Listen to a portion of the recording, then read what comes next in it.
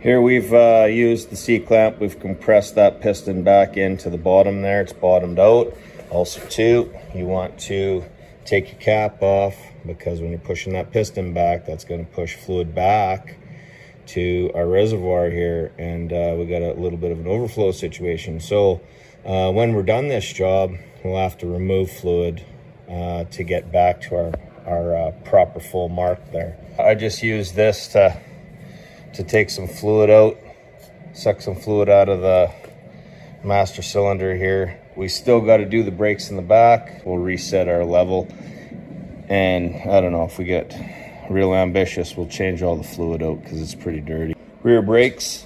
So again, we're going to be using our 12 millimeter socket and ratchet to break this one and this one. I'm going to take these two out, and that's with our 12 millimeter socket ratchet. And then on this one here, there's this little catch, this little clip. So you want to make sure that that's pressed up, because that's going to prevent that from coming out. And then we pry from the bottom, and then so we can pry that out. And we get this out of here.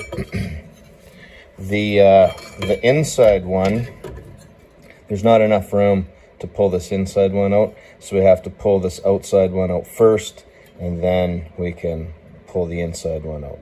And the same as the front, we're going to get our big C-clamp over here, and we're going to press our cylinder, retract that back in all the way, and then put in our new pads. We want to make sure that you got the cap off the front of the master cylinder, and I just place a rag over top like so, and there's room in here for overflow. I just throw a rag over top just so it doesn't make a big mess.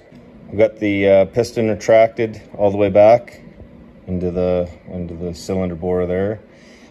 These are a comparison of the brakes. So this is the old one, this is the new one.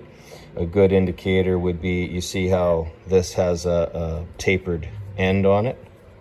So you take a look at this one here, and there's not much left of that tapered end. So that would probably be, you know, if somebody wanted to use that as an indicator, is to say, okay, now it's time to change the pad out. It looks like there's some material there, right? Look, by comparison, I don't know if you'd say that's half or whatever. You still got some groove left here, but that piston's retracted out quite a ways. Like, we ended up pushing that in quite a ways. So, you know, sometimes maybe, you know, a person should probably change their pads a little sooner than what they think they should. So this one here, again, is going to go on the outside, and there's these two little pins in there. Those pins will locate it to those holes, and these just hold it tight on there. This is your catch. That's going to go up against here. Sorry, down here. It's going to go up against here so that doesn't come back out. It's a little stopper. So assemble the pads in. This one goes there. That one will fit in here, and you put those in. And then there's these little keepers, and those little keepers are going to be after you've installed the pads. If basically if there's any play, right? If it's loose after it's been assembled, and those little keepers will go on these ends here, and basically that's what it's going to do. It's going to take up that space to make it nice and tight, so that it won't rattle or make noise. Usually the rotor's real hard to get off. It'll get seized in there, so you'll want to spray some penetrating fluid in there and try and break it free. I'm prying off of here, and I'm prying onto the rotor there, and then up here. Those are my two spots that I can get in to pry at this thing, and I just keep working on it and prying on it. And you can use a rubber mallet, bang on the edges, bang on here, try and break it free.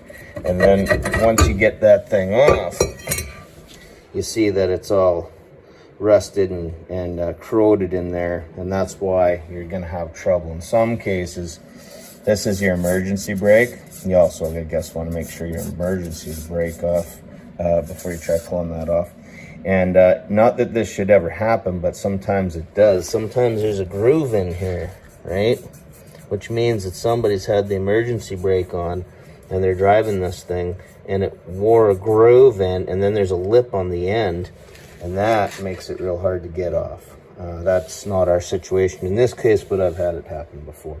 And then there's buildup of junk in here, a bunch of dust and buildup, and it just seizes on there. So you might have to struggle a little bit getting that off.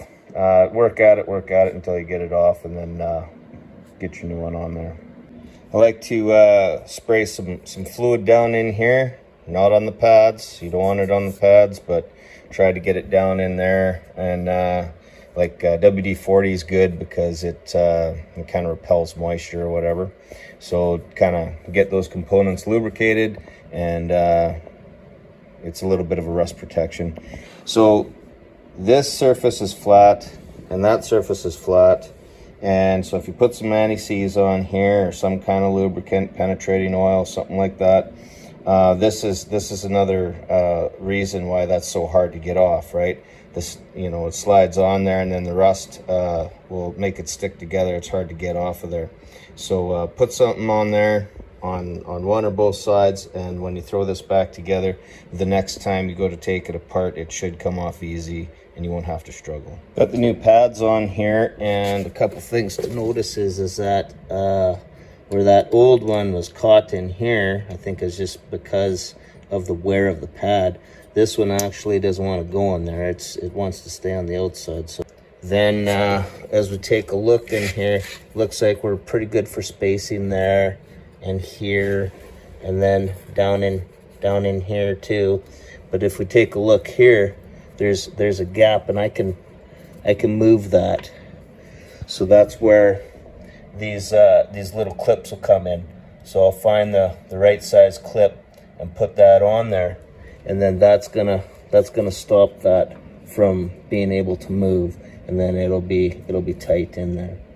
And what I did was I made sure that I put both the bolts. I started both the bolts in place here, so that this is where it's supposed to be and needs to be. And that's doing the check to make sure that we've got no gap, no space in between these when you put them on. And just because the old pads didn't have them doesn't necessarily mean the new ones won't need them, because you know, every set of brake pads could be manufactured different, and they might require those clips. So I sorted out all of our clips there, and we go anywhere from 10, 15, 20, and 25. And I'm going to start off with the 25, and that'll be stamped at the end of the clip. So then you've got your little groove. You take your clip, and you can see the little pinches there, and you're just going to slide that over top like so till it seats down in there. Now you put the clip where the clip needs to go. You don't necessarily need to have to match the sides. As before, we looked and seen where we had a clearance that needed to be taken up. So some people might think, oh, you know, you need to match it up. Well, no, like, these are manufactured separately. They're likely not manufactured in pairs, and so that's the reason why you might need a clip on one and not the other. They're just adjustment clips to make up for wear or defect or inconsistency or whatever. So we'll put this back on, and hopefully all of both our pads, both sides, will be nice and tight. We'll put that back on with the clip, and I don't know if you can see, but there's still a gap there. So that means that we need to put a clip on the other side of that pad over here to try and take up that space. Here it is. There's our original clip. I put another one in the bottom here, and I threw a 10 in this one just for good measure. And I guess these are called anti-vibration clips, and that is so, you know, these things don't rattle if they're loose. So we've taken up that space all around. Be good and tight now, and shouldn't have any trouble there. Again, you want to lubricate your studs, anti-seize, engine oil, WD-40, whatever you have. And these nuts should go on by hand. There should be no resistance on there at all. And if there is, then there's a couple of ways we could deal with that. So first of all, you know, how you'd chase the threads on something like this, right? What are you going to get on there to chase the threads? Well, I just got the die, and I'll put the die on there. So I get the die started on there, and obviously you can't get the handle on there to work that die, and it's going to be a little rough to try and do it by hand. So I just get a pair of needle nose pliers, and I just stick it into the holes, and I use that, and I just turn it in and turn it out. Just chase the threads that way. So that's one method. And another one is if you get yourself some valve grinding compound, and you smear it onto the threads there, and then you're going to get yourself a nut, and you're just going to run it in and out with the impact, and that'll do the same thing. So either one of those, or a couple of methods on clean up your threads on your studs there, so that they're all going to be easy, loose, finger tight, so that the only time you're basically, once you got it bottomed out with your fingers, then you're just tightening it down, torquing it up to, I torque mine up to about 100 foot-pounds. Next, we got the shocks here. So I just grabbed the socket here, and it's pretty tight, and she's pretty corroded up there and stuff. I give them a spray down with some penetrating fluid to let them soak. So we got 18 millimeter for the socket, or for the nut, and then it's going to be a 15 mil wrench here for the bolt side. So we'll crack those off of there, and then that's pretty much all you got to do. You're going to take the bolt out of the bottom, you're going to take your nut off the top, you're going to pull that shock out, and then like we did with the other one, we're going to set the top one in, we'll cut that wire, and then we'll just direct it into here, and then put our bolt in. The old shock there, when you're trying to get it out of the bottom, you might have to get a pry bar and just pry it out, and then it'll end up hanging just like we got this one here. And so we take that off, take it out of the bottom first, have it hanging, pull it off with a stud here, and then just reassemble the same way. Put it on, leave it hang, and then we got some snips here.